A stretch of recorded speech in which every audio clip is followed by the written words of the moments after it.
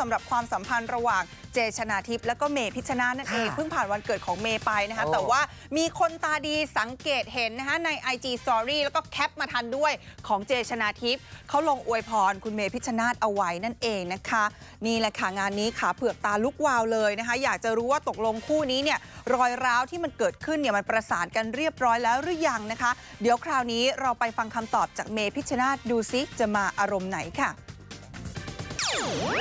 อันนี้มันอะไรที่มันผ่านไปแล้วขอไม่พูดถึงดีกว่าแต่ที่เมย์เห็นใช่ไหมคะคือครั้งสุดท้ายคือที่เมย์รู้คือเขาบล็อกIG เมย์เพราะฉะนั้นถ้าเขาลงอะไรเมย์ก็ไม่ทราบถ้าไม่มีใครมาบอกอะไรเงี้ยลงแป๊บนึงแล้วก็ลบทิ้งด้วยเมย์ก็ไม่รู้ว่าทำไมต้องไปถามทางนู้นนะคะตอนนี้เรามาไกลแล้วค่ะมันจะมีผลกับจิตใจเราไหมคะไม่มีค่ะไม่มีค่ะก็มีคุยอะค่ะขอดูไปเรื่อยๆแล้วไม่มีอะไรโกหกไม่มีอะไรปิดบังอยู่แล้วใช้ชีวิตปกติไม่ขอพูดเรื่องความรักอีกทีปีหน้าแล้วกัน